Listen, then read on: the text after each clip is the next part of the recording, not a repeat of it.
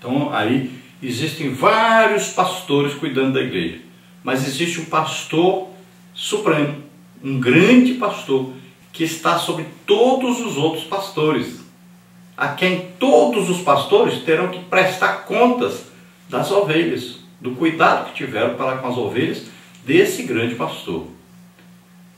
Então veja bem que esse grande pastor, ele deu exemplo. E um exemplo de quê? De humildade.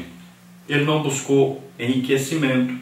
Ele diz, olha, eu não tenho nem onde colocar a cabeça.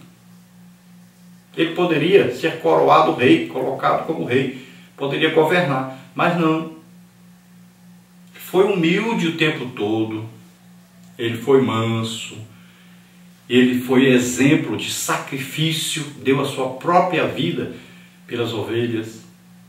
Veja bem, então onde é que o pastor vai se espelhar? No sumo pastor, no supremo pastor, no grande pastor, Jesus Cristo. Então, como ser pastor? Eu vou olhar aí para Jesus. Jesus passava horas e horas orando. Jesus passava horas e horas ensinando, pregando. Jesus passava horas e horas curando os enfermos, expulsando demônios, fazendo milagres. Então, pastores devem olhar para Jesus. Ele é o grande pastor, é o exemplo dos pastores. Então eu vou fazer o quê? O que Jesus fazia. Como é que Jesus fazia para treinar aqueles discípulos? Como é que Jesus fez para coordenar todo aquele trabalho que existia ali de evangelização? Então veja só, o pastor vai aprender com Jesus. Jesus não fez tudo isso? Então o pastor vai olhar para Jesus e vai aprender como fazer o trabalho evangelístico, ele vai coordenar esse trabalho, como fazer aí para ensinar as ovelhas, para treinar essas pessoas, para no futuro eles serem os líderes.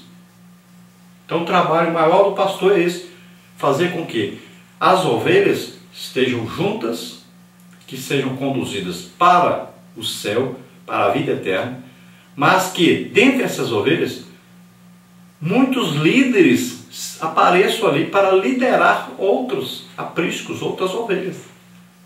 Então é necessário que o pastor faça esse tipo de trabalho. Coordene aí o trabalho da igreja dentro da orientação de Jesus Cristo, olhando para Jesus. Tópico 2, o pastor conhece as suas ovelhas. Em João 10,14, o adjetivo bom identifica Jesus como o pastor que por amor protege e cuida das ovelhas que lhe pertencem. Por isso, ele é o bom pastor. Tal expressão designa ainda a intimidade entre o sumo pastor e as suas ovelhas. Estas não ouvem a voz de outro pastor. O bondoso Salvador conhece a sua igreja por inteiro e se relaciona com cada membro. João 10, 5 e 15. Então veja só que o pastor se identifica com as ovelhas. Hoje nós estamos vendo que o pastor está distanciado das ovelhas. Ele está buscando tantas coisas materiais, o enriquecimento, que ele fica acima das ovelhas. Mas o bom pastor é aquele que se identifica com as ovelhas, é aquele que está entre as ovelhas, é aquele que pode a qualquer momento ser consultado, a qualquer momento pode ser aí pedida a sua presença, a sua orientação, o seu amor, o seu carinho.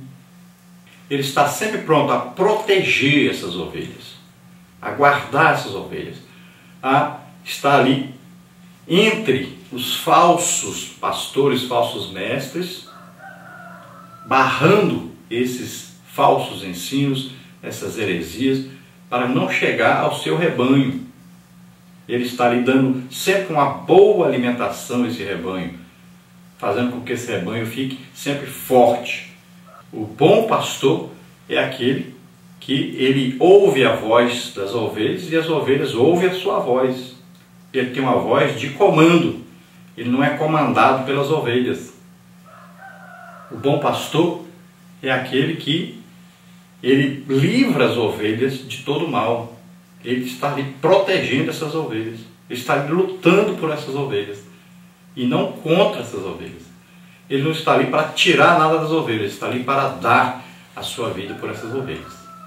Tópico 3. O pastor dá a vida pelas ovelhas. Uma das principais fontes da economia israelita era o trabalho pastoril. Os pastores cuidavam das ovelhas para delas obter o lucro diário. Este é o contexto de que se valeu o Senhor Jesus para referir-se ao ensinamento contido na expressão o bom pastor dá a sua vida pelas ovelhas. João 10:11.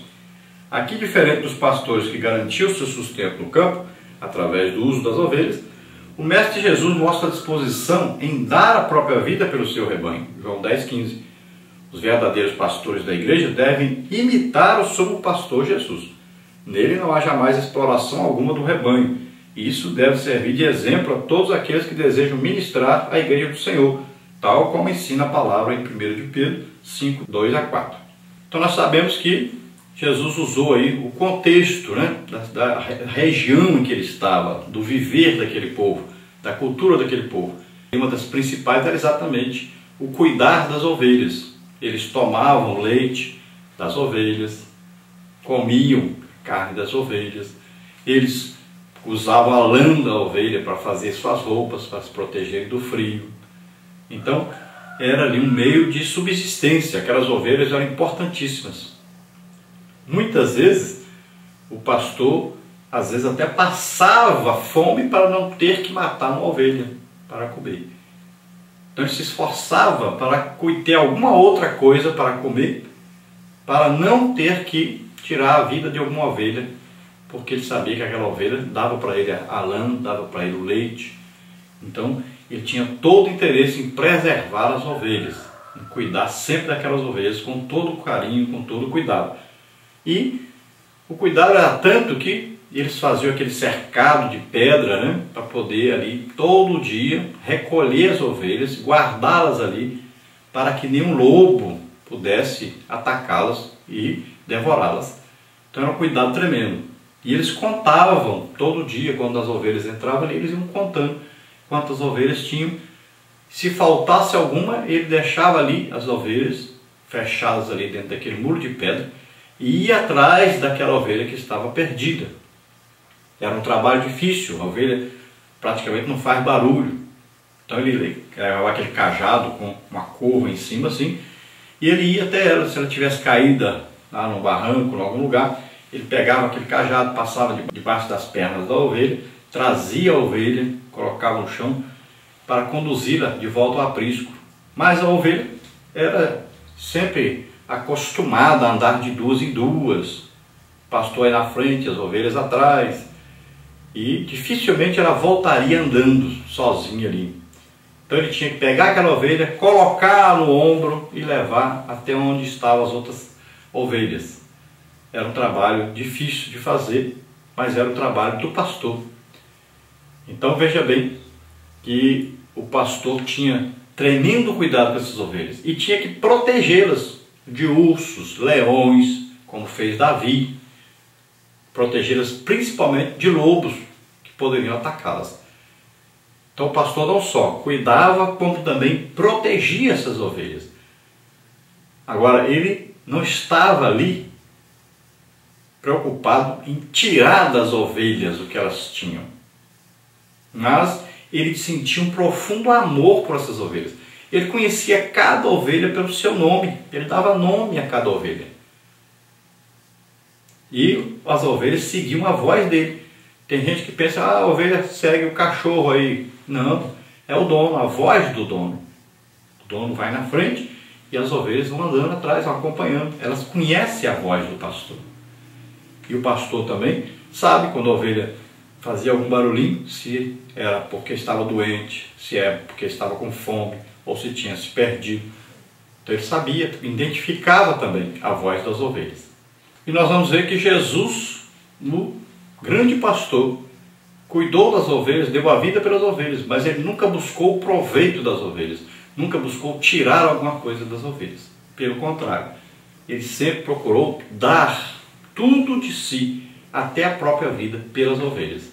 Então esse é o grande pastor, o perfeito pastor. E todos os pastores devem aprender com Jesus. a cuidar das ovelhas, não buscando o proveito próprio, nem o enriquecimento, mas buscando o bem das ovelhas. Sempre Jesus disse, olha, o mais importante, o principal é dar e não receber. Então, mais bem-aventurado é aquele que dá e não o que recebe. Então, o pastor está aí para dar a sua vida pelas ovelhas.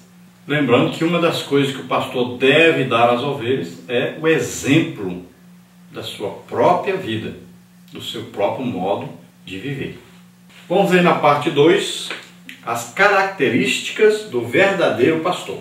Tópico 1, caráter íntegro. Tópico 2, exemplo aos fiéis e os infiéis. Tópico 3, exemplo para a família. Vamos ver então tópico 1, caráter íntegro. Entre outras coisas, o exercício pastoral envolve aptidão para ensinar, aconselhar e comunicar-se de forma clara com a igreja local. Porém, essas características não são validadas se o caráter do pastor não for íntegro. Uma das piores queixas que se pode ouvir acerca de um ministro é que sua palavra pastoral não se coaduna com a sua vida. Como pode o líder falar sobre honestidade e ser desonesto? De simplicidade e mostrar-se esbanjador? De humildade e comportar-se soberbo? A melhor palavra pastoral é a vida do pastor em sintonia com a mensagem do Evangelho que ele proclama. Mateus 7, 24 a 27 e 23, 2 a 36. Então, olha aí, 3 coisas: ensinar, aconselhar e comunicar-se. São 3 coisas que todo pastor deve saber que é a sua obrigação de fazer. Ensinar sistematicamente a palavra de Deus. Então, aconselhar as pessoas com muita mansidão, com muita paciência. Então, aconselhar dentro da palavra de Deus, mostrando, olha, a palavra de Deus ensina assim, a atitude certa tomar assim, porque combina com a palavra de Deus. E sempre ter uma comunicação com as suas ovelhas, com todas as suas ovelhas. Não fazer acepção de pessoas. Então é importante o pastor ter isso sempre na sua mente, de ter essa comunhão com as suas ovelhas. Agora o pastor deve ter um caráter íntegro. Por quê? Porque aquele que ensina deve praticar aquilo que ensina.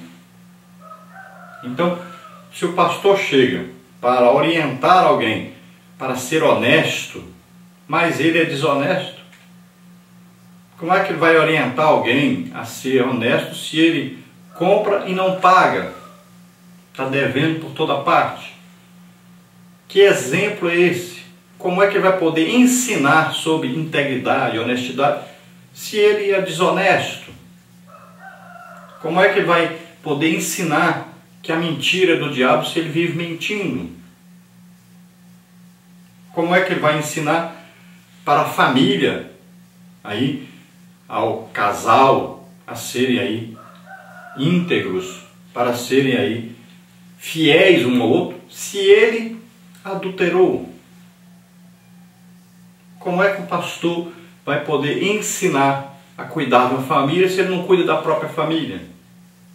Então, tudo isso deve ser levado em conta. O pastor deve se esforçar muito, porque ele está à frente de um rebanho, está à frente de ovelhas que estão olhando para a sua vida o tempo todo. Ele é espelho para eles. Então eles se espelharão no seu caráter, na sua integridade, na sua honestidade e também na sua simplicidade.